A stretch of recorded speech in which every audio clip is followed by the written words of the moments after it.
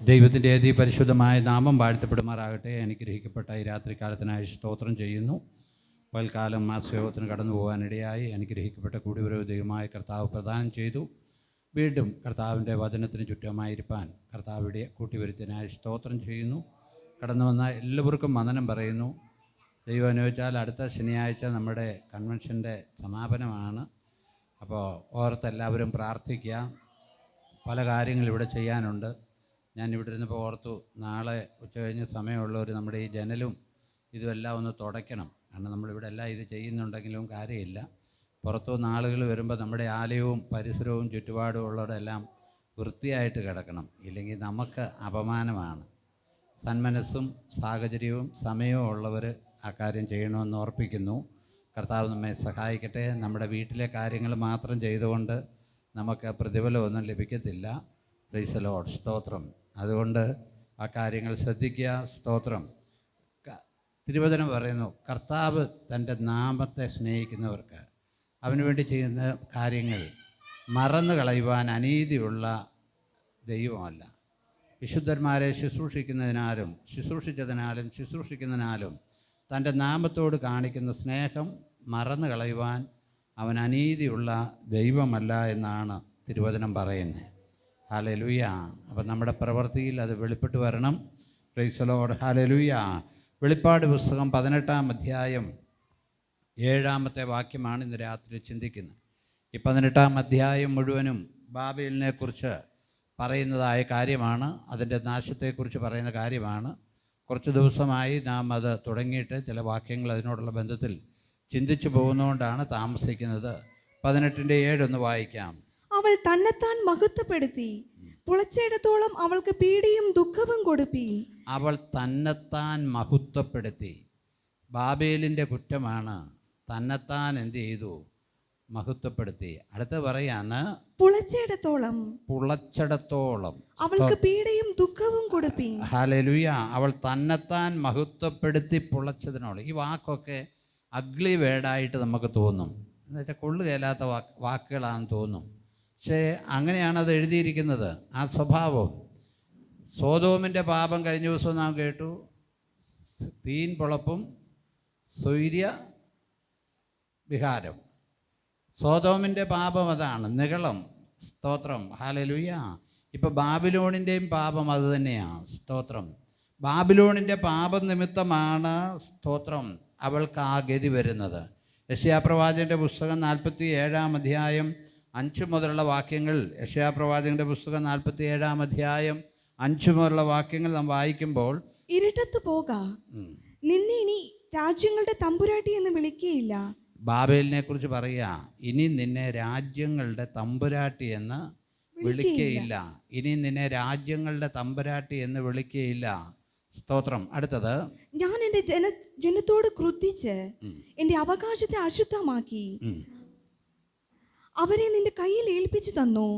നീ അവരോട് കനിവ് കാണിക്കാതെ വൃദ്ധന്മാരുടെ മേൽ പോലും നിന്റെ ഭാരമുള്ള നുകം വെച്ചിരിക്കുന്നു. ബാബേല് ദൈവത്തിൻ്റെ ജനത്തിൻ്റെ മേലെ വെച്ച നുകം, നീ നുകം വെച്ചിരിക്കുന്നു. അടുത്തത്, ഞാൻ എന്നേക്കും തമ്പുരാട്ടി ആയിരിക്കുമെന്ന് നീ പറഞ്ഞ് അത് നോക്കണേ. ആ പാപം ഒന്ന് ശ്രദ്ധിച്ചേ. ഇതിപ്പോൾ ബാബേലിനെ കുറിച്ചാണ് പറയുന്നെങ്കിലും ഇന്ന് ലോകത്തിലെ മനുഷ്യരുടെയും ചിന്തയുണ്ട്, ഞാൻ എന്നും തമ്പുരാട്ടിയായിരിക്കും, ഞാൻ എന്നും തമ്പുരാനായിരിക്കുമെന്നൊക്കെ ഉള്ള ഒരു ചിന്തയുണ്ട്. നമ്മുടെ നാട്ടിലും ഒരു 10-50 വർഷം മുമ്പ് തമ്പുരാന്മാരും തമ്പുരാട്ടികളും ഒക്കെ ഉണ്ടായിരുന്നു. നമ്മൾ ചിലരെ തിരുമേനി എന്നല്ലേ വിളിച്ചുകൊണ്ടിരുന്നത്. നമ്മൾ തിരുമേനി എന്നാണ് വിളിച്ചുകൊണ്ടിരുന്നത്. കാരണം അവർക്ക് അതുപോലെ ഉണ്ട്. അതുകൊണ്ട് അവരെ നമ്മളങ്ങനെ വിളിച്ചുകൊണ്ടിരുന്നു.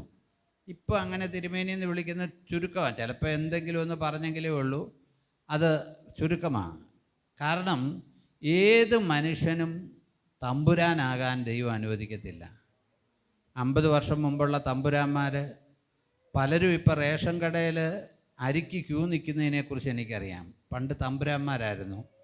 റേഷൻ കടയിൽ അരിക്ക് ക്യൂ നിന്നത് തെറ്റാണെന്നല്ല ഞാൻ പറഞ്ഞത്. പക്ഷേ ഒരു കാലത്ത് അവർ തമ്പുരാന്മാരും തമ്പുരാട്ടികളുമായിരുന്നു. സ്തോത്രം. നമ്മളങ്ങനെ തമ്പുരാനും തമ്പുരാട്ടിയാകാൻ നോക്കരുത് കേട്ടോ. നമ്മളെ എത്രത്തോളം ദൈവം മാനിച്ചാലും അനുഗ്രഹിച്ചാലും നമ്മുടെ ഉള്ളിൻ്റെ ഉള്ളിൽ അങ്ങനെ ഒരു ചിന്താഗതി ഉണ്ടാകരുത്. അങ്ങനെ ഒരു ചിന്താഗതി വന്നാൽ ശിക്ഷ ഉറപ്പാണ്. ഹല്ലേലൂയ. ബാബേലിനെ കുറിച്ച് പറയുമ്പോൾ അവരുടെ പാപം അതങ്ങനെയാണെന്ന് പറഞ്ഞു കഴിഞ്ഞാലും നമ്മുടെ ഇടയിലും അങ്ങനെ ഉണ്ടാകാൻ പാടില്ല. എന്തെങ്കിലും ഒരു കാര്യം ഉണ്ടെങ്കിൽ ആ ഒരു അനുഭവത്തിലേക്ക് നാം ആകരുത്. തമ്പുരാനും എന്നുള്ള ആ ലെവലിലേക്ക് വരരുത്. മൂക്കിൽ ശ്വാസമുള്ള മനുഷ്യനെ വിട്ടൊഴിവീൻ, അവൻ എന്ത് വിലമതിപ്പാനുള്ളതെന്നാണ് ദൈവത്തിൻ്റെ വചനം പറയുന്നത്. അതുകൊണ്ട് നമ്മളും ആരെയും തമ്പുരാനെന്ന് വിളിക്കാൻ പോകേണ്ട കാര്യമില്ല. ഹല്ലേലൂയ. ഒരു മനുഷ്യനെയും തമ്പുരാനെന്നോ ഹല്ലേലൂയ അങ്ങനെയൊന്നും വിളിക്കേണ്ട കാര്യമില്ല. ദൈവം അത് ആഗ്രഹിക്കുന്നില്ല. എൻ്റെ ചിന്തയെ പറഞ്ഞാൽ യജമാനനെന്ന് പോലും വിളിക്കേണ്ട കാര്യമില്ല. മനുഷ്യരെ, നമ്മുടെ മാതാപിതാക്കളെ നമ്മൾ ബഹുമാനിക്കണം, അത് വേറെ കാര്യം. അതല്ലാതെ മറ്റൊരുത്തനെ സ്തോത്രം അങ്ങനെ ഗുരുക്കന്മാരെ ബഹുമാനിക്കണം, അതൊന്നും വേണ്ടെന്നല്ല പറഞ്ഞത്. തമ്പുരാൻ തമ്പുരാട്ടി എന്ന് ഉള്ള ആ ഭാവം അവിടെ എഴുതിയിരിക്കുകയാണ്. വായിച്ചുമോളെ.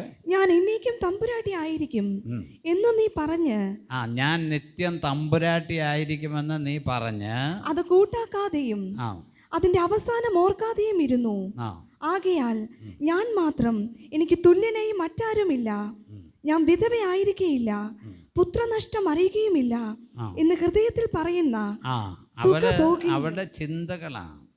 അവിടെ ഹൃദയത്തിൽ ഏതെല്ലാം കാര്യങ്ങളാണ് എഴുതിയിരിക്കുന്ന ഹൃദയത്തിലെ കാര്യങ്ങൾ. അവളുടെ ചിന്തയാ, ഞാൻ വിധവയാകുകയില്ല, എനിക്ക് പുത്രനഷ്ടം ഉണ്ടാകത്തില്ല, ഞാൻ എന്നും തമ്പുരാട്ടിയായിരിക്കും എന്നാണ് അവളുടെ ഉള്ളിൽ പറയുന്നത്. കാരണം അവൾക്കെല്ലാം ഉണ്ട്. അടുത്തത്, എന്ന് ഹൃദയത്തിൽ പറയുന്ന സുഖഭോഗിനിയും നിർഭയവാസിനിയും ആയുള്ളവളെ ഇത് കേൾക്ക. പുത്രനഷ്ടം. സ്തോത്രം. എത്ര പദമായി എഴുതിയേക്കുന്ന ആ പദത്തിൻ്റെ ഹാർഡ് കേട്ടില്ലേ? സുഖഭോഗിനി, പിന്നെ എന്താ എഴുതിയേക്കുന്നത്? നിർഭയവാസിനി ആയുള്ളവേ ഇത് കേൾക്ക. പുത്രനഷ്ടം, വൈദവ്യം, ഇവ രണ്ടും പെട്ടെന്ന് ഒരു ദിവസത്തിൽ തന്നെ നിനക്ക് ഭവിക്കും. ബാബേലിനോട് പറയാ, അത് പറയുന്നത് എനിക്കൊന്നും ഉണ്ടാകത്തില്ല, ഞാൻ വലിയവനായിരിക്കും, ഞാൻ തമ്പുരാട്ടിയായിരിക്കും, ഞാൻ യജമാനായിരിക്കും എന്ന് എങ്ങനെ പറയുന്നത്? ഹൃദയത്തിൽ പറഞ്ഞാൽ. ഹല്ലേലൂയ. ഹൃദയത്തിൽ പറഞ്ഞാൽ സ്തോത്രം. ഹല്ലേലൂയ. ഹൃദയത്തിൽ പറഞ്ഞാൽ സ്തോത്രം. നിൻ്റെ ആ നിലനിൽപ്പാൻ കഴിയത്തില്ല. വേദശാസ്ത്രികളുടെ അഭിപ്രായം അന്തിക്രിസ്തുവിൻ്റെ മണവാട്ടിയാണ് മഹദിയാം ബാബിലോൺ എന്നാണ് പറയുന്നത്. അന്തിക്രിസ്തുവിൻ്റെ മണവാട്ടി, ക്രിസ്തുവിൻ്റെ മണവാട്ടിയാണ് സഭ. Price the Lord.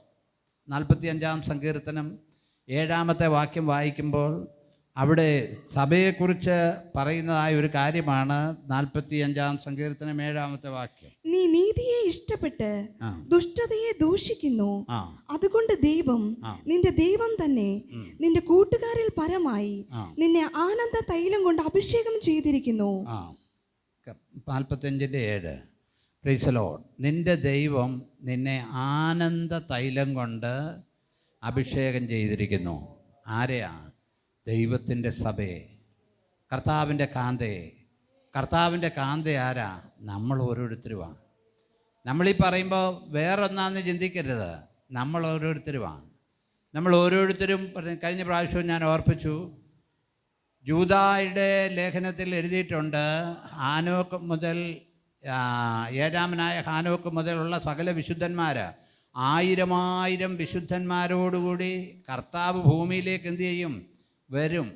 കർത്താവ് തൻ്റെ മഹത്വ പ്രത്യക്ഷതയിൽ, കർത്താവ് തൻ്റെ രഹസ്യവരവിലല്ല, മഹത്വ പ്രത്യക്ഷതയിൽ 1000 വിശുദ്ധന്മാരോടുകൂടി വരും. ആ വിശുദ്ധ ഗണത്തിൽ ആരുണ്ട്? നിങ്ങൾ സംശയമാണോ? സംശയമാണെങ്കിൽ പിന്നെ ആരാധന കൂടിക്കൊണ്ടും ഒന്നും ഒരു കാര്യവുമില്ല. അതിനകത്തൊരു സംശയമാണെങ്കിൽ സ്തോത്രം, ആരാധന കൂടിക്കൊണ്ടും ഒന്നും കാര്യമില്ല. അതുകൊണ്ടാണ് ഞാൻ കഴിഞ്ഞ ആഴ്ച കത്രിമേശയുടെ കാര്യം പറഞ്ഞത്. നമുക്കൊരു കത്രിമേശയുടെ കാര്യത്തിൽ ഒരു ക്രമീകരണം വരുത്താൻ പോലും നമുക്ക് കഴിയുന്നില്ലെങ്കിൽ കർത്താവ് വരുമ്പോൾ എങ്ങനെ പോകുന്നേ? പിന്നെ ആരാ ക്രമീകരണം നടത്തുന്നത്? ഇപ്പം നമുക്ക് ക്രമീകരണം കരുത്താം. ഹല്ലേലൂയ. ഇപ്പം നമുക്ക് ഒരാളോടൊരു വിഷയമുണ്ട്, എനിക്ക് ജോണച്ചാനോടൊരു വിഷയം ഉണ്ടെങ്കിൽ ഇന്നിപ്പോഴാണ് എനിക്ക് പറഞ്ഞു തീർക്കാം. കർത്താവ് വരുമ്പോൾ പിന്നെ പറഞ്ഞു തീർക്കാൻ പറ്റുമോ? ഹല്ലേലൂയ. ഈ പറഞ്ഞു തീർക്കാൻ പറ്റുമോ? അപ്പം ഏതൊരു കാര്യമായാലും ചില ആളുകളുടെ ഹൃദയത്തിൽ വെറുതെ പിശാച് ആവശ്യമില്ലാത്ത വിശുദ്ധി കൊണ്ടുവന്ന് കടത്തും. ആവശ്യമില്ലാത്ത വിശുദ്ധി. ഹല്ലേലൂയ, സ്തോത്രം, ഹല്ലേലൂയ. ഈ കർത്താവിൻ്റെ കൂടെയുള്ള ശിഷ്യന്മാർ കൈ കഴുകാതെ ഭക്ഷണം കഴിച്ചിട്ടുണ്ട്. അപ്പോഴത്തേക്ക് പരീശന്മാരും എല്ലാം എന്തോ പറഞ്ഞു, നിൻ്റെ ശിഷ്യന്മാരെന്ത് ചെയ്യുന്നില്ല, കൈ കഴുകുന്നില്ല. സ്തോത്രം. നമ്മൾ ഇപ്പോൾ ഇനി പാടത്തോ അല്ലെങ്കിൽ പറമ്പിലോ പണിതുകൊണ്ടിരിക്കുകയാണെങ്കിൽ നമുക്ക് എന്തെങ്കിലും കൊണ്ടുവരുന്ന ചില സാഹചര്യങ്ങളിൽ നമ്മൾ ആ കൈ ഒന്ന് രണ്ട് ഇലയെ തൂക്കും, അല്ലെങ്കിൽ മുണ്ടേ തൂക്കും. എന്നിട്ട് നമ്മൾ എന്ത് ചെയ്യും? ആരും തൂക്കാത്തവരായിരിക്കും. സുഖപ്പെട്ട് കൈ കഴുകണമെന്നൊക്കെയാണ്. പക്ഷേ നമ്മൾ ആ കണ്ടത്തിൽ ചില കൃഷിക്കാർ കണ്ടത്തിൻ്റെ വരമ്പയിലിരുന്ന് കഞ്ഞി കുടിക്കുന്ന നിങ്ങൾ കണ്ടിട്ടുണ്ടോ? ചേറും എല്ലാം തെറിച്ച്, അവർ ചേറും തെറിച്ച് കണ്ടത്തി ഉണ്ടാകുന്നതുകൊണ്ടാണ് നമ്മൾ നല്ല വെളുത്ത ചോറ് ഇവിടെ ഇരുന്ന് അമ്മമ്മ വെക്കുന്നത്. സ്തോത്രം. ഇവിടെ നമ്മൾ വിശുദ്ധി എന്ന് പറയുമ്പോൾ സ്തോത്രം, കർത്താവ് പറഞ്ഞു ഈ ചെയ്യുന്ന എല്ലാം വയറ്റിലോട്ട് പോയിട്ട് മറപ്പരയിലോട്ടാണ് പോകുന്നത്. കാരണം യഹൂദൻ്റെ പ്രമാണം അങ്ങനെയാണ്. ഹല്ലേലൂയ. ഞാൻ പ്രത്യേക ഒരു പറയുന്നില്ല. ചില ആളുകൾ വിശുദ്ധിയുടെ പൂർണ്ണതയിൽ നിൽക്കുന്ന ലോകക്കാരുണ്ട്. അവർ എല്ലാം ഉണ്ട്, പക്ഷേ ആ ഭയങ്കര വിശുദ്ധിയാണ്. പക്ഷേ അവർ കച്ചവടം ചെയ്യുമ്പോൾ എന്നാണെന്നറിയാം, 100 രൂപയുടെ സാധനം 500 രൂപയ്ക്കേ വിൽക്കത്തുള്ളൂ. വിശുദ്ധിയൊക്കെ ഭയങ്കരമാണ്. ഒരാട്ടുംകുഞ്ഞിനെ 300 രൂപയ്ക്ക് മേടിച്ചാൽ അവർ 3000-ന് വിൽക്കും. എന്നിട്ട് വിശുദ്ധി അങ്ങനെയാണോ? ഇവിടെ ന്യായമായ ലാഭം വേണം. ന്യായമായതല്ലാതെ ഒന്നും നമുക്ക് കൊള്ളുകയില്ല. സ്തോത്രം. അപ്പോൾ വിശുദ്ധി എന്ന് പറയുമ്പോൾ ആ കാര്യം നാം ശ്രദ്ധിക്കണം. സ്തോത്രം. അപ്പോൾ കർത്താവിൻ്റെ കാന്തയെന്ന് പറയുന്നത് നമ്മളാണ്, ദൈവസഭയാണ്. അതുകൊണ്ടാണ് നമ്മളിങ്ങനെ ബന്ധപ്പെട്ട് പകലത്തെ കാലം പണിയും ജോലിയും എല്ലാം കഴിഞ്ഞിട്ട് ക്ഷീണിച്ചിട്ടാണേലും മീറ്റിങ്ങിന് വരുന്ന ഓരോ ദിവസവും കർത്താവിൻ്റെ നാളിനോട് നമ്മൾ അടുക്കുമ്പോൾ അതിൻ്റെ ഒരു എക്സ്പീരിയൻസാണ് നമുക്ക് കിട്ടിക്കൊണ്ടിരിക്കുന്നത്. ഹല്ലേലൂയ. കർത്താവിൻ്റെ നാടിനോട് അടുത്തുകൊണ്ടിരിക്കുക. അതായിരിക്കുന്ന ഇടയ്ക്കെങ്കിലും ഒന്ന് ചിന്തിക്കണം. ഹല്ലേലൂയ. നമ്മളൊന്ന് ആലോചിച്ച് നോക്കിയാൽ നമ്മുടെ ആണ്ടുവറുതി കഴിഞ്ഞിട്ട് എത്ര ദിവസമായി? ഇപ്പോഴേ അടുത്ത ഏപ്രിൽ ഇപ്പോൾ തീരാൻ പോയി. ഈ മാസം ഏപ്രിൽ തീരും, പിന്നെ മെയ് ആയി, ജൂണായി, പകുതി വർഷമായി. അടുത്ത പരിപാടി ആണ്ടറുതി യോഗം. സഭക്കാരെല്ലാം അടുത്ത വർഷത്തെ കൺവെൻഷൻ വരെ ഡേറ്റ് തീരുമാനിച്ച് പത്രത്തിൽ പരസ്യം കൊടുത്തു. അടുത്ത വർഷത്തെ കൺവെൻഷൻ ജനുവരി മാസം ഇത്രാം തീയതി മുതൽ ഇത്രാം തീയതി വരെ എന്ന് കൊടുത്തു. അതിനുവേണ്ടിയുള്ള ഒരുക്കങ്ങൾ ആരംഭിച്ചു. അതിവേഗം ഓടുകയല്ലേ. സ്തോത്രം. അതുകൊണ്ട് നമ്മുടെ ആരാധനയും പ്രാർത്ഥനയും നാം കടന്നു വരുന്നതും എല്ലാം ഒരു നാടകീയമായ ഇതിലാകരുത്. കർത്താവിനോടുള്ള സ്നേഹം, കർത്താവിനോടുള്ള ബന്ധം, കർത്താവിനോടുള്ള കാര്യം അതായിരിക്കണം. സ്തോത്രം. ഹല്ലേലൂയ. കർത്താവിനോടുള്ള സ്നേഹം അതായിരിക്കണം നമ്മുടെ ജീവിതത്തിലെ ഏറ്റവും പ്രധാന കാര്യം. സ്തോത്രം. ഹല്ലേലൂയ. മടങ്ങി വരാം. സ്തോത്രം. ഹല്ലേലൂയ. സ്തോത്രം. തിരുവചനം പറയുന്നു, സ്തോത്രം, ദൈവം നെഗളികളോട് എതിർത്ത് നിൽക്കുക. 18-ാം അധ്യായം 8-ാമത്തെ വാക്യം ഒന്ന് വായിച്ച്. വെളിപ്പാട് 18:8. ഹല്ലേലൂയ. അതുനിമിത്തം മരണം, ദുഃഖം, ക്ഷാമം എന്നിങ്ങനെ അവളുടെ ബാധകൾ ഒരു ദിവസത്തിൽ തന്നെ വരും. അവളെ അത് നിമിത്തം. ഏത് നിമിത്തമാണ്? നെഗളം നിമിത്തം. ഹല്ലേലൂയ. നെഗളം വലിയൊരു പ്രശ്നമാട്ടോ. നെഗളം ഈ ഉണ്ടായി വരുന്ന കൊച്ചുങ്ങൾക്ക് തന്നെ നമ്മുടെ ഈ ഓടി നടക്കുന്ന കുരുന്നുകൾക്ക് നല്ല 2 ഉടുപ്പ് മേടിച്ചു കൊടുത്തേ, എന്നിട്ട് നല്ലൊരു ചെരുപ്പൂടെ മേടിച്ചു കൊടുത്തേ. ഒന്ന് നടക്കുന്നത് കാണേണ്ടതാണ്. ഇതേ നടക്കുന്നുണ്ടോ? Price the Lord. കാരണം കൊച്ചു കുഞ്ഞുങ്ങൾ അവരുടെ ഉള്ളിൽ പോലും എന്താണെന്നറിയാം, നല്ലൊരു ഉടുപ്പ് മേടിച്ചു കൊടുത്താൽ അവർക്കുള്ളിലൊരു സന്തോഷമാണ്. അവർ പൊങ്ങിച്ചാടും. സ്തോത്രം. അത് ജന്മനാ വരുന്നൊരു കാര്യമാണ്. ജന്മനാ വരുന്നൊരു കാര്യമാണ്. സ്തോത്രം. ഹല്ലേലൂയ. മനുഷ്യനിലേക്ക് വരുന്നതാണ്. അതുകൊണ്ട് ഇവിടെ ഈ നെഗളം മൂലമാണ് ഈ പ്രശ്നങ്ങളെല്ലാം ഉണ്ടാകുന്നത്. ഹല്ലേലൂയ. തിരുവചനം പറയുന്നു, ദൈവം നെഗളികളോട് എതിർത്ത് നിൽക്കുന്നു. നമ്മുടെ ഉള്ളിൻ്റെ ഉള്ളിൽ പോലും വരാൻ പാടില്ല കേട്ടോ. എന്ത് നന്മയുണ്ടായാലും ഉള്ളിൻ്റെ ഉള്ളിൽ പോലും വരാൻ പാടില്ല. എത്രത്തോളം ദൈവം നമ്മെ അനുഗ്രഹിച്ചാലും നമ്മുടെ ഉള്ളിൻ്റെ ഉള്ളിൽ പോലും നെഗളം വരാൻ പാടില്ല. എത്രത്തോളം ദൈവം നമ്മെ അനുഗ്രഹിച്ചാലും ഹല്ലേലൂയ, ഉള്ളിൻ്റെ ഉള്ളിൽ പോലും നെഗളം വരാൻ. ഈ നെഗളമൊക്കെ കർത്താവിന്, പിശാച് സത്യത്തിൽ ലൂസിഫർ എന്ന് പറയുന്നത് ആരാ? നെഗളമുണ്ടായ ദൂതനാ. അവൻ നെഗളിച്ചൊന്നും പറഞ്ഞില്ല, അവൻ്റെ ഹൃദയത്തിൽ പറഞ്ഞതേ ഉള്ളൂ. ഹല്ലേലൂയ. പൃഥ്വിരാജ് എന്ന് പറയുന്ന നടനെ എല്ലാവർക്കും ഇഷ്ടമാണ്.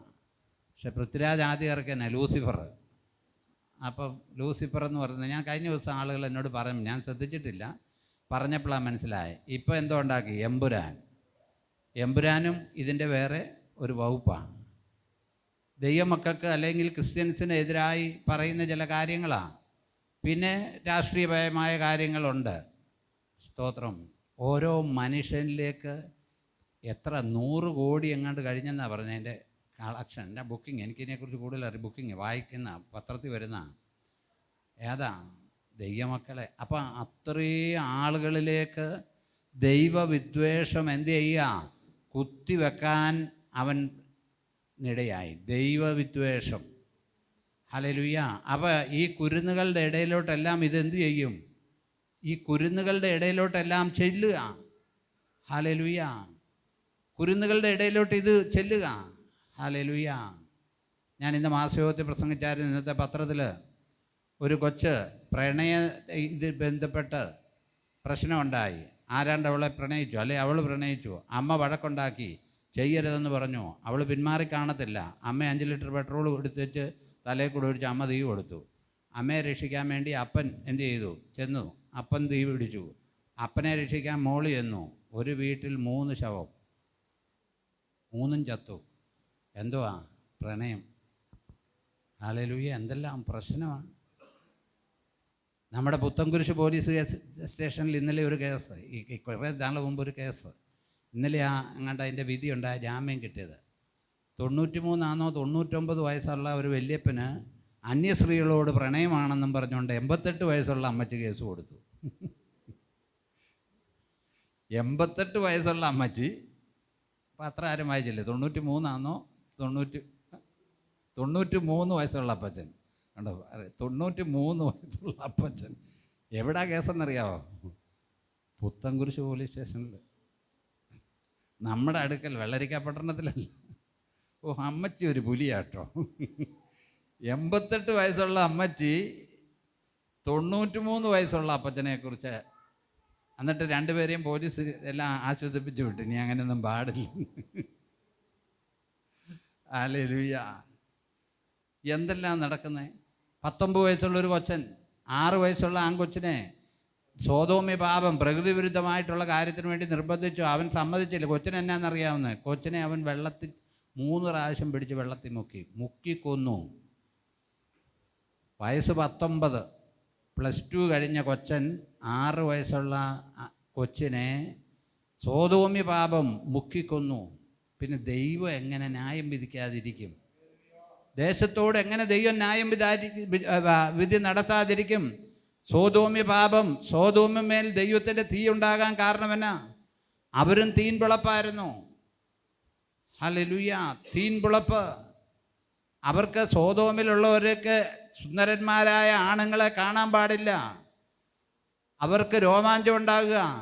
അതുകൊണ്ടാണ് ദൈവദൂതരെ ഇങ്ങോട്ട് വന്നേക്കുന്നത്. ഈ ഒരു പട്ടണത്തിൽ വെച്ച് തന്നെ ഇവരെ കണ്ടു കഴിഞ്ഞപ്പം അവരോടുള്ള മോഹം കയറിയിട്ട് പിടിച്ചു പറയാം, ഞങ്ങളവരെ ഭോഗിക്കട്ടെ എന്നാ. അങ്ങനെയാ പറഞ്ഞത്. സോദോമി പാപം. ഇപ്പം ദൈവം എങ്ങനെ ന്യായവിധിയാക്കാതിരിക്കും? ഇത് തന്നെയല്ലേ ഇന്ന് ലോകത്തിൽ നടക്കുന്നത്?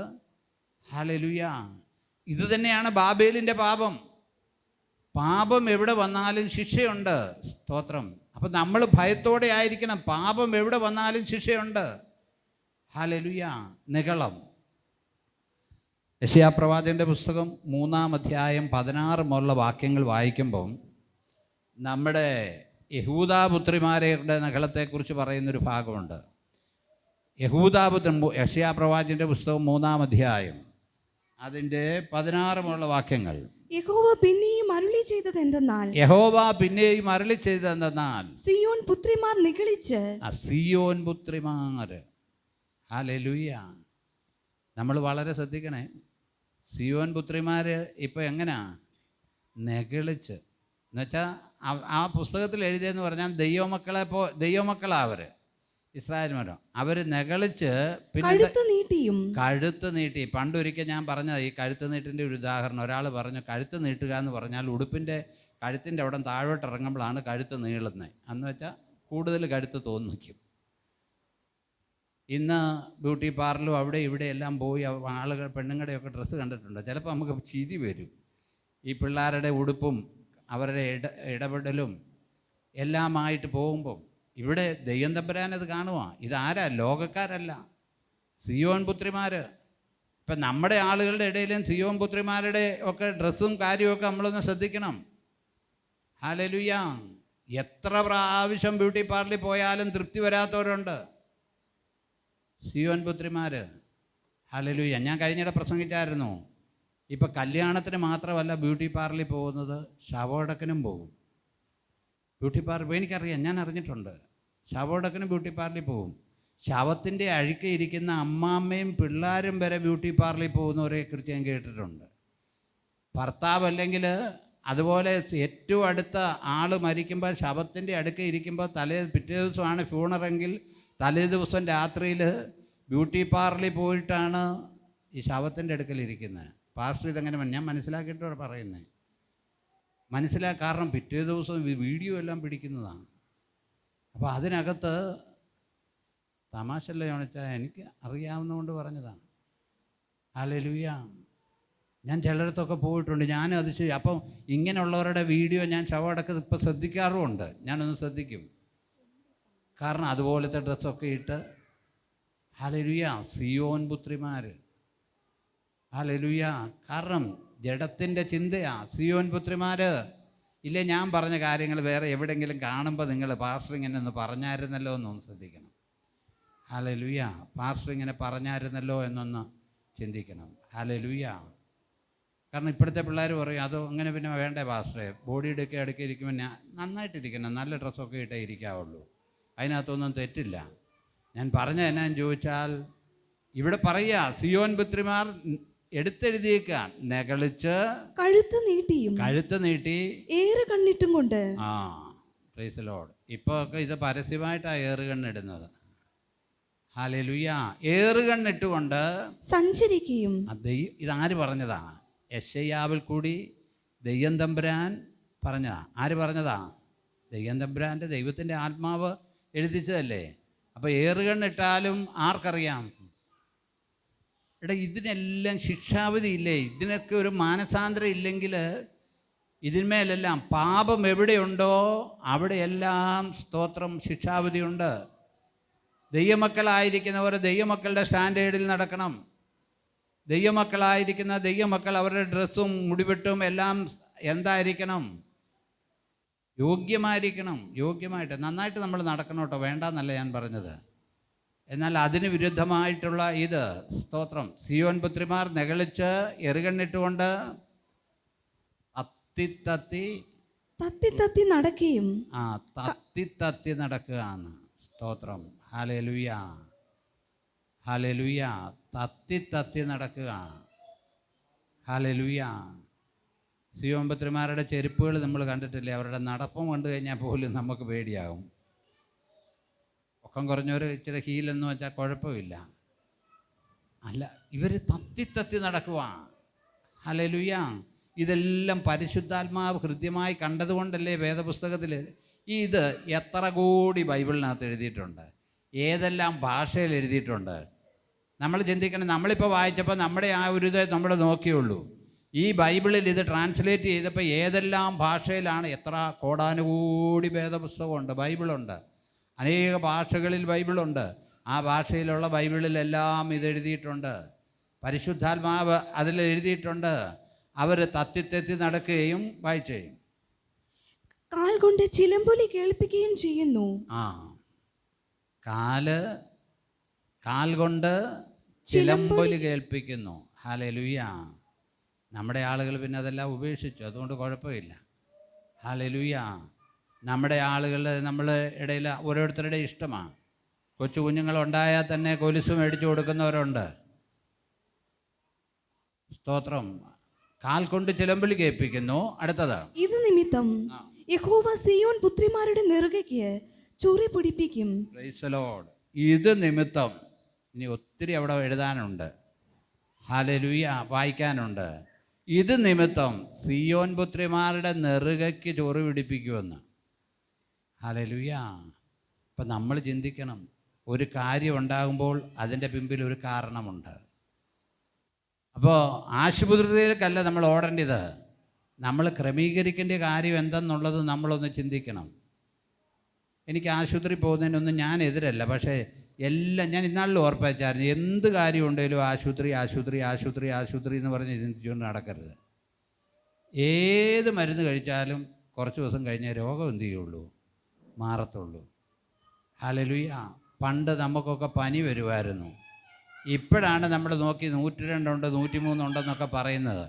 പണ്ട് നമുക്ക് അങ്ങനെ വരുമ്പോൾ നമ്മുടെ അമ്മച്ചിമാരെന്നാ ചെയ്യുന്നേ, ഒന്ന് ആവി പിടിപ്പിക്കും, ഇച്ചിരി ചുക്കും കുരുമുളകും അനത്തി തരും, പുതച്ച് കിടന്നോളാൻ പറയും. 2 ദിവസം കഴിയുമ്പോൾ ഇതെല്ലാം ഓക്കെ ആയിത്തീരും, പൊടിയരിക്കഞ്ഞ് തരും, ആളോക്കെ. ഇപ്പം പനി എന്ന് പറഞ്ഞാലും പേടിയാണ്. ഹല്ലേലൂയ. ആശുപത്രി പോകുന്നതിന് ഞാനെതിരല്ല കേട്ടോ, ഞാനും പോകാറുണ്ട്, പരമാവധി ശ്രദ്ധിക്കും, പോകാറുണ്ട്. സ്തോത്രം. ഹല്ലേലൂയ. നമ്മളെ ശ്രദ്ധിക്കണമേ. സ്തോത്രം. ഹല്ലേലൂയ. ഹല്ലേലൂയ. സ്തോത്രം. സിയോൻ പുത്രിമാരുടെ നെറുകയ്ക്ക് ഞാൻ ചൊറി പിടിപ്പിക്കും, അവരുടെ ഗൂഹ്യ പ്രദേശങ്ങളെ നഗ്നമാക്കും. അന്ന് താഴോട്ട് വായിച്ചേ. അന്ന് കർത്താവ് അവരുടെ കാൽച്ചിലമ്പുകളുടെ അലങ്കാരം, അന്ന് കർത്താവ് അവരുടെ കാൽച്ചിലമ്പുകളുടെ അലങ്കാരം. അവരുടെ ബാബേലിനെ കുറിച്ച് നമ്മൾ പറഞ്ഞുകൊണ്ടിരിക്കുന്നത്. എന്നാൽ ഇവിടെ പറയുക, കർത്താവ് അവരുടെ കാൽച്ചിലമ്പുകളുടെ അലങ്കാരം, അവരുടെ നെറ്റിപ്പട്ടം, അവരുടെ നെറ്റിപ്പട്ടം, ചന്ദ്രക്കല, ഇതിൻ്റെ എല്ലാം കർത്താവ് മാറ്റും. എന്താ കാര്യം എന്നറിയാമോ? നിഗളം. ബാബേലിനെ കുറിച്ചാണല്ലോ നാം പറഞ്ഞുകൊണ്ടിരിക്കുന്നത്. യിരെമ്യാ പ്രവാചകന്റെ പുസ്തകം 51:56 ഒന്ന് വായിച്ചേ. സ്തോത്രം. യിരെമ്യാ പ്രവാചകന്റെ പുസ്തകം 51:56. ഹല്ലേലൂയ. ബാബേലിന്റെ നേരെ യിരെമ്യാ പ്രവാചകൻ അതിന്റെ നേരെ, ബാബേലിന്റെ നേരെ തന്നെ വിനാശകൻ വന്നിരിക്കുന്നു. ഇവരുടെ പാപം പെരുക്കുമ്പോൾ എന്തോ ഒരു ഇടത്താ ഇതിനെക്കുറിച്ച് പറഞ്ഞിരിക്കുന്നത്. വിനാശകൻ വരുന്നു. ബാബേലിന്റെ നേരെ വിനാശകൻ. എന്താ കാരണം? അവരുടെ നിഗളം, തീൻപിളപ്പ്. സ്തോത്രം. ഹല്ലേലൂയ. എബ്രായ ലേഖനം 12-ാം അധ്യായം 29-ാമത്തെ വാക്യത്തിലേക്ക് വരുമ്പോൾ നമ്മുടെ കർത്താവിൻ്റെ വചനത്തിൽ പുതിയ നിയമത്തിൽ പറയുക, നമ്മുടെ ദൈവം ദഹിപ്പിക്കുന്ന അഗ്നിയാണ്. അതെല്ലാവരും അറിയണം. നമ്മുടെ ദൈവം ആരാണ്? ദഹിപ്പിക്കുന്ന അഗ്നിയാണ്. ദഹിപ്പിക്കുന്ന അഗ്നിയാണ് നമ്മുടെ ദൈവം. ഹല്ലേലൂയ. ഹല്ലേലൂയ. അപ്പോൾ നമ്മൾ അത് ഓർക്കണം. സ്തോത്രം. ഹല്ലേലൂയ. റോമാലേഖനം 11-ാം അധ്യായം 22 വാക്യങ്ങളൊന്ന് വായിച്ചേ. റോമാലേഖനം. ആകയാൽ ദൈവത്തിന്റെ ദയയും ഖണ്ഡിതവും കാണുക. നമ്മൾ പൗലോസ്ലീഹ റോമർക്ക് ലേഖനം എഴുതുമ്പോൾ പറയുക, ദൈവത്തിന്റെ ഖണ്ഡിതവും കാണുക, വീണവരിൽ ദൈവത്തിന്റെ ഖണ്ഡിതവും. നിന്നിലോ നീ ദയയിൽ നിലനിന്നാൽ, വീണവരിൽ ദൈവത്തിന്റെ ഖണ്ഡിതം. സ്തോത്രം. നീ ദയയിൽ നിലനിന്നാൽ ദയയും തന്നെ. ദൈവം, നീ ദയയെ നിന്ന ദയ, അല്ലെങ്കിൽ നീയും ഛേദിക്കപ്പെടുമെന്ന്. ഹല്ലേലൂയ. കർത്താവിനൊരു എക്സ്ക്യൂസും ഇല്ല കേട്ടോ, കർത്താവിനൊരു എക്സ്ക്യൂസും ഇല്ല. നീ ദയയെ നിന്നാൽ, ദയ എന്ന് പറഞ്ഞാൽ തന്നെ നമ്മുടെ ഭാഷയിൽ പറഞ്ഞാൽ കൃപയെ നിന്നാൽ, അങ്ങനല്ലേ?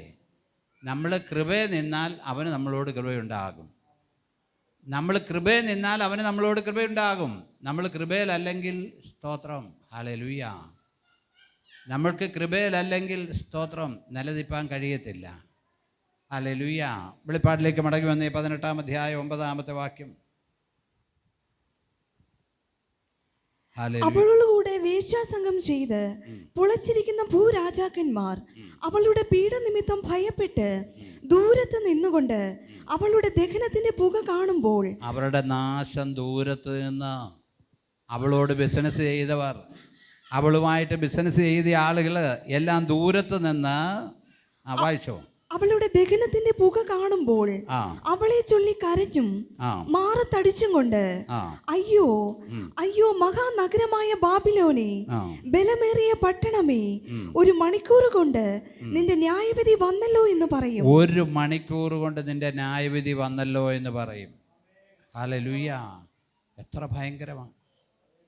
ഇതെന്തിനാ വേദപുസ്തകത്തിൽ ഇത് കൃത്യമായിട്ട് ഇത്രയും കാര്യങ്ങൾ എഴുതി വച്ചേക്കുന്നത്? ഹല്ലേലൂയ. കാരണം ഇങ്ങനെ ഒരു സംഭവം ഉണ്ടെന്ന് അറിയണം. ഇങ്ങനെ ഒരു കാര്യം സംഭവിക്കാൻ പോവുക. സ്തോത്രം. താഴോട്ട് വായിച്ചോ മോളെ. ഭൂമിയിലെ വ്യാപാരികൾ പൊന്ന്, വെള്ളി, രത്നം, മുത്ത്, നേരിയ തുണി, ധൂമ്രവസ്ത്രം, പട്ട്, കടും ചുവപ്പ്, ചന്ദനതരങ്ങൾ, ആനക്കൊമ്പ് കൊണ്ടുള്ള സകലവിധ സാമാനങ്ങൾ, വിലയേറിയ മരവും പിച്ചളയും ഇരുമ്പും മർമ്മരക്കല്ലും കൊണ്ടുള്ള ഓരോ സാമാനം, ലവംഗം, ഏലം, ധൂപവർഗം. നിങ്ങളതൊന്ന് വായിച്ചൊന്ന് ശ്രദ്ധിച്ചേ. ഇത് പറയുന്നത് ഇതിനകത്ത് കൂടുതൽ ഇപ്പം പറഞ്ഞ സാധനങ്ങൾ നമ്മൾ ഇന്ത്യയിൽ നിന്ന് കയറി പോകുന്നതാണ്. ഏലവും ലവംഗവും ആനക്കൊമ്പും ഈ സാധനമെല്ലാം എവിടുന്ന കയറുന്നേ? ഇന്ത്യയിൽ നിന്ന്.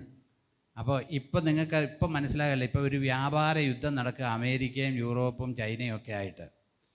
അവർ ഇത്രയും ടാക്സ് കൂട്ടുമ്പോഴത്തേക്ക് അമേരിക്ക 100 കൂട്ടിയപ്പം ചൈന 135 കൂട്ടി.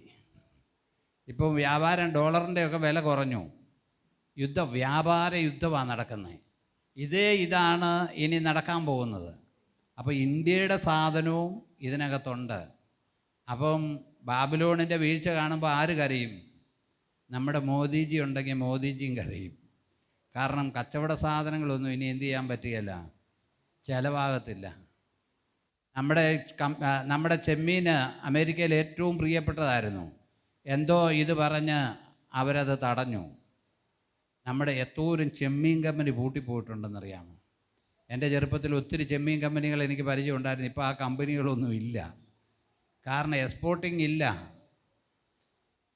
ചെമ്മീൻ കമ്പനി അമേരിക്കയിലോട്ടൊക്കെ കയറ്റി വിടുന്നത് വലിയ ചെമ്മീന് പ്ലാസ്റ്റിക് കൂട്ടി കയറ്റിയിട്ട് വെള്ളം നിറയ്ക്കും. എന്നിട്ട് ഫ്രീസറിനകത്ത് കയറ്റി വെച്ച് അത് ഐസാക്കും. എന്നിട്ട് ഈ ഐസ് കട്ടയാണ് എന്ന് വെച്ചാൽ മീൻ വെള്ളം കയറ്റി വെച്ചാണ് നിറയ്ക്കുന്നെങ്കിൽ എല്ലാ ഭാഗത്തും വെള്ളം ചെല്ലും. അപ്പോൾ അതിന് ചുറ്റും ഐസായിരിക്കും. എത്ര നാൾ ഇരുന്നാലും കുഴപ്പം വരികയില്ല. അതാ കയറ്റി വിട്ടുകൊണ്ടിരുന്നത്. അപ്പം അവർ എടുക്കുന്നില്ല. ഇന്ത്യക്ക് ഒത്തിരി നഷ്ടമാണ്. ചെമ്മീൻ കമ്പനികൾ ഒത്തിരി ട്രോളിങ് അങ്ങനെയുള്ള ആളുകൾക്ക് നഷ്ടം വന്നു. ചെമ്മീൻ കമ്പനികളുണ്ടായിരുന്നു, വലിയ കമ്പനി. പണ്ട് കേരളത്തിലുള്ള ആളുകൾക്ക് തൊഴിലില്ലാത്തവരെല്ലാം ചെമ്മീൻ കമ്പനിയിലേക്കാണ് പോയിക്കൊണ്ടിരുന്നത്. അവിടെ ജോലി ഉണ്ടായിരുന്നു. അപ്പോൾ അതെല്ലാം നിന്നു. അപ്പോൾ ഇവിടെ ബാബിലോണിൻ്റെ നാശം വരുമ്പോൾ എന്തു ചെയ്യും? സ്തോത്രം. ഇന്ത്യക്കും ബുദ്ധിമുട്ടുണ്ട്. ഇന്ത്യയിൽ നിന്ന് കയറിപ്പോകുന്ന സാധനങ്ങൾക്കും എന്തുണ്ട്? നഷ്ടം വരും. സ്തോത്രം. ഹല്ലേലൂയ. വായിച്ചേ. സ്തോത്രം. ലവംഗം, ഏലം, ധൂപവർഗം, മൂറ്, കുന്തുരുക്കം, വീഞ്ഞ്, എണ്ണ, നേരിയ മാവ്, ഗോതമ്പ്, കന്നുകാലി, ആട്, കുതിര, രഥം, മാനുഷ്യദേഹം, മനുഷ്യപ്രാണൻ. എന്തെല്ലാം വെക്കുന്നേ? മാനുഷിക ദേഹം വിൽക്കാനുണ്ടെന്ന് നിങ്ങൾ പറഞ്ഞാൽ മനസ്സിലാകുകയല്ല. ജോർജ് കുളങ്ങരയുടെ ആംസ്റ്റർഡാമിനെ കുറിച്ചുള്ള കാര്യമൊക്കെ ഒന്ന് എടുത്ത് വായിച്ചു നോക്കണം. ഏത് സ്ത്രീകളെ സെലക്ട് ചെയ്യണേലും അവിടെ സെലക്ട് ചെയ്യാം. അത്രയുള്ള തെരുവുണ്ട്. അവിടെ ചെന്നിട്ട് ചന്തയിൽ പോയി ഇറച്ചി മേടിക്കാൻ ചെല്ലുന്ന പോലെ ചൂണ്ടിക്കാണിച്ചാൽ മതി. എത്ര കള്ള് വേണമെങ്കിൽ കള്ള് കിട്ടും. അത്ര ഭയങ്കരമാണ് അവിടെ. ഈ ടൂറിസ്റ്റുകളായി പോകുന്ന ആളുകൾ ഇതെല്ലാം കാണാനാണ് പോകുന്നത്. കണ്ണാടിക്കൂട്ടിൽ തുണിക്കടയിൽ ചാരി ചുറ്റിച്ച് നിർത്തിയേക്കുന്ന പോലെയാണ് പെണ്ണുങ്ങളെ നിർത്തിയിരിക്കുന്നത്. മാനുഷിക ദേഹം. അതിനകത്ത് വേറെ കൂടുതൽ വ്യാഖ്യാനിക്കേണ്ട കാര്യമൊന്നുമില്ല. ഞാൻ പഠിച്ച പുസ്തകത്തിനകത്ത് ക്ലോണിങ്ങിനെ കുറിച്ചൊക്കെയാണ് പറഞ്ഞേക്കുന്നത്. ഒരു ക്ലോണിങ്ങും അല്ല. ഇപ്പോൾ മാനുഷ്യദേഹം വിറ്റുകൊണ്ടിരിക്കുക. സെലക്ട് ചെയ്യാം. മാനുഷ്യദേഹം വിറ്റുകൊണ്ടിരിക്കുക. ഹല്ലേലൂയ. ഈ ലോകത്തിൽ തന്നെ ഓരോന്നല്ലേ നടക്കുന്നത്. പരസ്യമായി പറയാൻ കൊള്ളാത്തത്. മാനുഷ്യദേഹം, പ്രാണൻ. അടുത്തത് എന്നീ ചരക്ക് ഇനി ആരും ചരക്കാരും വാങ്ങത്തില്ല. എല്ലാ ചരക്കും തീർന്നു. സ്തോത്രം. പ്രിയമുള്ളവരെ, നമ്മൾ ശ്രദ്ധിക്കണമേ. സ്തോത്രം. ഇതൊക്കെ അവസാന കാലത്തിലേക്ക് അങ്ങ് വരികയാണ്. ഇപ്പം നമ്മൾ വളരെ ശ്രദ്ധിക്കണം. ഗസേന്ന് പാലസ്തീൻകാരെല്ലാം ഓടിക്കൊണ്ടിരിക്കുക. വലിയ കാര്യമൊക്കെ പറയുന്നുണ്ട്, പക്ഷെ ഒന്നും നടക്കുന്നില്ല. അവർ ആ രാജ്യം കൂട്ടിച്ചേർത്തുകൊണ്ടിരിക്കുക. ഇസ്രായേൽ അങ്ങോട്ട് കൂട്ടിച്ചേർത്തുകൊണ്ടിരിക്കുക. നമുക്കും ആളുകൾ, നിർദോഷികളായ ആളുകൾ മരിക്കുമ്പോൾ വിഷമമുണ്ട്. ഈ ഗസയിലും സിറിയയിലും ഒക്കെ ധാരാളം ക്രിസ്ത്യാനികളുണ്ട്. സിറിയയിലുണ്ടായിരുന്ന ക്രിസ്ത്യാനികളൊക്കെ ഇപ്പോൾ എവിടെ പോയി? അവരെല്ലാം മതം മാറി, അവരില്ലായ്മയായിരുന്നു, കൊന്നുകളഞ്ഞു. സ്തോത്രം. ഹല്ലേലൂയ. അപ്പോൾ നമ്മൾ മനസ്സിലാക്കേണ്ട കാര്യമുണ്ട്, കർത്താവ് വാതിക്കലായിരിക്കുക. ഇപ്പോൾ ഇസ്രായേൽ എത്ര വിജയിച്ച് നിന്നാലും ഇസ്രായേൽ തോക്കുന്നൊരു സമയം വരും. ഇസ്രായേൽ തോക്കും, എല്ലാവരും അവർക്കെതിരാകും. സ്തോത്രം. അതിവിടെ പറഞ്ഞ് ഞാൻ അവസാനിപ്പിക്കട്ടെ. സക്കറിയ പ്രവാചകൻ്റെ പുസ്തകം, സക്കറിയാവിലേക്ക് വന്നാട്ട്. സ്തോത്രം. ഹല്ലേലൂയ. 14-ാം അധ്യായം അതിൻ്റെ 2-ാമത്തെ വാക്യം. ഒരാൾ ജോവേൽ പ്രവാചകൻ്റെ പുസ്തകം 3:1 മുതലൂടെ വായിച്ച് നമുക്ക് അവസാനിപ്പിക്കാം. സക്കറിയ സകല ജാതികളെയും യെരൂശലേമിനോട് യുദ്ധത്തിനായി കൂട്ടിവരുത്തും. ഇപ്പം നമ്മൾ ശ്രദ്ധിച്ചേ, ഇപ്പോഴും എങ്ങനെയാണ് ഇരിക്കുന്നത്? ഇപ്പം അതിൻ്റെ എല്ലാം ആലോചന നടന്നുകൊണ്ടിരിക്കുകയല്ലേ. ഇസ്രായേലിനോട് അമേരിക്ക ഇങ്ങനെ നിൽക്കുന്നതുകൊണ്ട് മാത്രമാണ് ആളുകൾ ഇങ്ങനെ മാറി നിൽക്കുന്നത്. സകല ജാതികളെയും ഞാൻ ഇസ്രായേലിന്, ഈ വാക്യമൊക്കെ ഒന്ന് ഓർമ്മയിരിക്കണം കേട്ടോ, ഇസ്രായേലിനെതിരെ കൂട്ടിവരുത്തും. നഗരം പിടിക്കപ്പെടുകയും വീടുകളെ കൊള്ളയിടുകയും സ്ത്രീകളെ വഷളാക്കുകയും നഗരത്തിന്റെ പാതി പ്രവാസത്തിലേക്ക് പോവുകയും ചെയ്യും. ജനത്തിന് ശേഷിപ്പുള്ളവരോ നഗരത്തിൽ നിന്ന് ഛേദിക്കപ്പെടുകയില്ല. Price the Lord. നമ്മുടെ ആ സമയമാണ്, ആ അധ്യായത്തിലാണ് നമ്മൾ അവരെ കുത്തിവെങ്കിലേക്ക് നോക്കി നിലവിളിക്കുന്നത്. യോവേൽ പ്രവാചകന്റെ പുസ്തകം 3-ാം അധ്യായം 1 വാക്യം. ഞാൻ യഹൂദയുടെയും യെരൂശലേമിന്റെയും സ്ഥിതി മാറ്റുവാനുള്ള നാളുകളിലും കാലത്തിലും ഞാൻ സകല ജാതികളെയും കൂട്ടി യഹോശാഫാത്ത് താഴ്വരയിൽ ചെല്ലുമാറാക്കുകയും. സ്തോത്രം. സകല ജാതികളെയും യഹോശാഫാത്ത് താഴ്വരയിൽ കൊണ്ടുവരും. അവർക്കെതിരായി, യഹൂദനെതിരായി യുദ്ധം ചെയ്യുവാൻ കൊണ്ടുവരും. പക്ഷേ ദൈവമായ കർത്താവ് താൻ രാജാതിരാജാവും കർത്താതി കർത്താവുമായി ഇറങ്ങി വരും. ഇവിടുന്ന് യുദ്ധത്തിന് പോകുന്നവനൊന്നും പിന്നെ തിരിച്ചു വരികയില്ല. ഇവിടുന്ന് പോകുന്ന ഒരു പട്ടാളവും തിരിച്ചു വരികയില്ല. അന്ന് കർത്താവ് ഇറങ്ങി വരുമ്പോൾ സകലരും അവിടെ കൊല്ലപ്പെടും. Praise the Lord. ഹല്ലേലൂയ. യഹൂദയ്ക്കും ഇസ്രായേലിനും ഒരു സ്വസ്ഥത ദൈവം കൊടുക്കും. അവർ കുത്തിവെങ്കിലേക്ക് നോക്കി നിലവിളിക്കും. ആ ശേഷിപ്പ് അനുഗ്രഹിക്കപ്പെടുവാനിടയായിത്തീരും. പ്രിയമുള്ളവരെ, അതിനു മുമ്പ് 7 വർഷം മുമ്പ് ദൈവസഭ ഇവിടുന്ന് എന്തു ചെയ്യും? മാറ്റപ്പെടും. നമ്മുടെ ലക്ഷ്യം അത്. ഇതെന്തിനാ ഇതൊക്കെ പഠിക്കുന്നത്? ചിലർ സ്റ്റേജിൽ കയറിയേച്ച് ഇങ്ങനെ ഓരോ തള്ളിവിടും. ചിലർ ബൈബിൾ സ്കൂളിൽ പഠിക്കാത്തവർ ആരെങ്കിലും പ്രസംഗിക്കാൻ കയറിയേച്ച് ബൈബിൾ സ്കൂളിൽ പഠിച്ചവരെ എല്ലാം അടച്ച് ചീത്ത പറയും. ഞാൻ പഠിക്കാതാണ് പറയുന്നത്, അതിന് നമ്മൾ ആമീൻ പറയും. എടാ, സിസ്റ്റമാറ്റിക്കായിട്ട് പഠിക്കുന്നതല്ലേ നല്ലത്. ഇനി പഠിച്ചാൽ ചെയ്തോട്ട്. അവർക്ക് ഇഷ്ടമില്ലാത്തതിനെല്ലാം അവരെതിരാണ്. സ്തോത്രം. ഹല്ലേലൂയ. എല്ലാത്തിനും എതിര് പറയും. കാരണം അവരുടെ താല്പര്യമല്ല, അല്ലാത്തതിനെല്ലാം എതിര് പറയും. പ്രിയമുള്ളവരെ, എല്ലാവരും ഒരു ദിവസം നമ്മുടെ കർത്താവ് സ്തോത്രം വരും. നാം ഇതെന്തിനാണ് പഠിക്കുന്നതെന്ന് ചോദിച്ചാൽ, ഇതിൻ്റെ ഈ കാര്യങ്ങളൊക്കെ നമ്മൾ മനസ്സിലാക്കിയാലല്ലേ നമുക്കൊന്ന് ഒരുങ്ങാൻ പറ്റുള്ളൂ. സകല ജാതികളെയും ഞാൻ യെരൂശലേമിനെതിരെ യുദ്ധത്തിന് കൂട്ടി വരുത്തുമെന്ന് പറഞ്ഞ ആ വചനം ഇപ്പം നിറവേറിക്കൊണ്ടിരിക്കുകയല്ലേ. അപ്പം ഇനി എന്തുവാ? അമേരിക്ക ഒന്ന് മാറി നിന്നാൽ പോരെ? ഉടൻ തന്നെ ഉണ്ടാകും. ട്രംപിൻ്റെ സ്വഭാവമാണ്, എപ്പോഴാണ് എന്താ പറയുന്നതെന്ന് പറയാൻ പറ്റത്തില്ല. സ്തോത്രം. നമ്മുടെ കർത്താവ് വരും. അതിനുള്ള സമയം ആസന്നമായിരിക്കുക. നമ്മൾ ഈ ക്ലാസ്സൊക്കെ പഠിക്കുന്നതിൻ്റെ ഉദ്ദേശം അതിനുവേണ്ടി നമ്മൾ ഒരുങ്ങാൻ വേണ്ടിയാണ് പറയുന്നത്. നമുക്ക് പ്രാർത്ഥിക്കാം. കർത്താവേ, സ്വർഗ്ഗപിതാവേ, നല്ല സമയത്തിന്